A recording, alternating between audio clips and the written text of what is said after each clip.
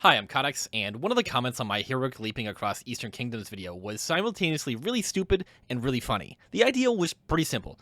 Get a billion priests, set them up in a line spaced 40 yards apart, and grip someone across the continent. But because I'm me and I like putting way too much thought into really stupid ideas, I figured that this idea could be optimized.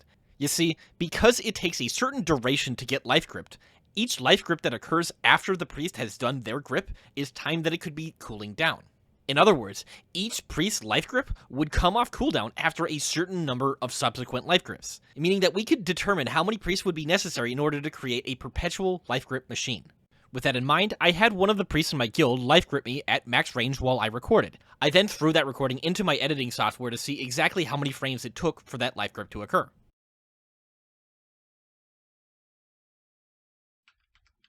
So that's frame 1.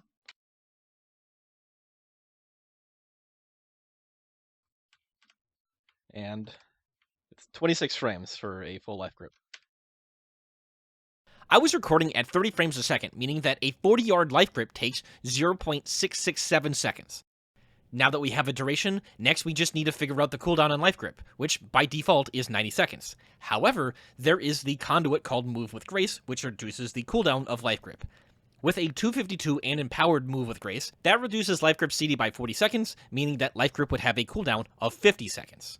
That means that if we divide 50 seconds by the duration of life grip, that will tell us how many life grips need to occur before the first one comes off cooldown again. And that number is 57.69. Because we need to round that partial life grip up, that means that if we had 58 priests, in theory, we could life grip someone forever and they would never touch the ground. The obvious problem here is that the maximum raid size is 40, meaning that I could at most have 39 of the 58 priests in the raid at any one time. Therefore, if I wanted to do this, I would need to create an add-on to handle cycling the priests in and out of the group. Even though I don't know how to code in Lua, I wanted to first identify a design that would be the most optimal for accomplishing this task, and what I ultimately settled on was this. I would break all of the priests into 3 squads, with 2 squads being in the raid at any given time, and once a squad had done all of their life grips, they would be kicked out of the group by the add-on, and then the next squad would be invited to the raid. These squads would be composed of 19 priests each. It could not be 20 because since I needed to be in the raid, myself plus 2 squads of 20 would equal 41, and obviously that's above 40. Squads of 19 priests also meant that there would be 2 open raid slots, one for me, and one for an extra priest that would stay in the raid the entire time and would use their life grips after Squad 3 had completed their grips and before Squad 1 started gripping again. I called this priest the buffer priest simply because, well, they sort of act as a buffer in between each of the loops of the squads. Conveniently, this method worked out to being exactly 58 priests, which is how many I needed. However, there was another problem that needed to be handled, which was sharding. Once a squad of priests completes their grips and gets kicked out of the raid, there's no guarantee that they'd all be in the same shard, and since they would need to position themselves based off of where they are relative to the other priests in their squad, it becomes important for them to all be in the same shard. My idea on how to deal with this would be to create a second add-on and give it to one priest in each squad who would be the quote-unquote squad leader. That squad leader would invite all of the priests in their squad so that they could be on the same shard and then position themselves accordingly. This wouldn't be exact positioning because they probably aren't going to be on the same shard as the actual raid, but once they got brought in, assuming that the squad was generally close to where they needed to be, they should have enough time to adjust before it was time for them to start life gripping. After coming up with this insane design, I was procrastinating learning Lua to build these add-ons when I had a thought. Since we know how long each life grip takes, and since we know that each life grip would be 40 yards, which is the same distance as a max range heroic leap, how much faster would this perpetual life grip be to get from Silver Moon to Booty Bay? Now, if you've watched that video, of course, it took me 789 heroic leaps to do that. And if you assume that each heroic leap was a 40-yard leap, then it would take 789 times 0.8667, which is 683.8 seconds. In other words, it would take 11 minutes and 23.8 seconds, which is absolutely ridiculous if you consider the fact that it took me a bit over 3.5 hours to heroic leap that far. This got me curious of how long it takes to actually take the flight path from Booty Bay to Silver Moon, so I hopped on that flight, hit start on the stopwatch, and, well, found out.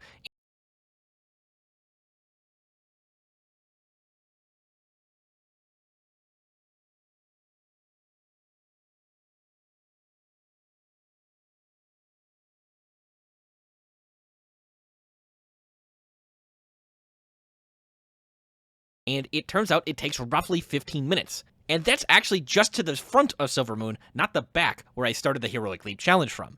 So the Perpetual life grip machine would literally be faster than the flight path.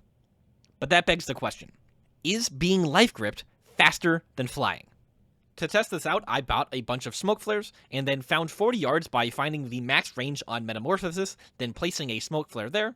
I then got on my mount, and flew past that point while recording. I then threw that recording into my editing software, and, well, life gripping is faster than flying.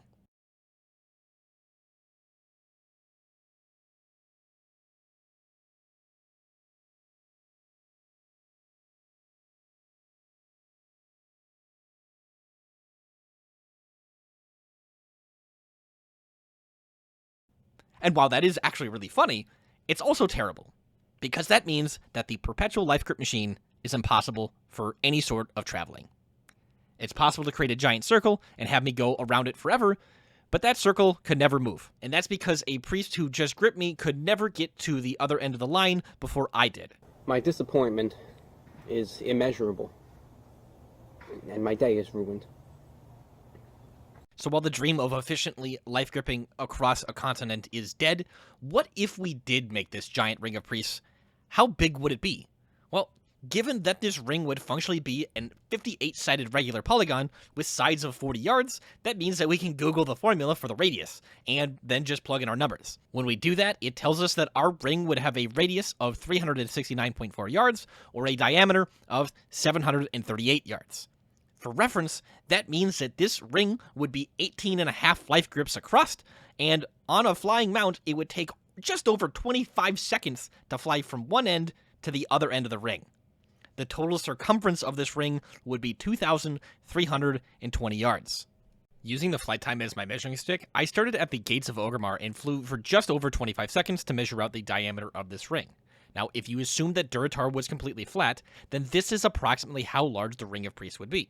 And, well, as you can see, it's almost the width of the entire zone. Maybe one day I will actually buckle down and learn some Lua, and then make the add-ons necessary to create the Perpetual life grip machine, and then cobble together nearly 60 priests wanting to take part in such a stupid idea.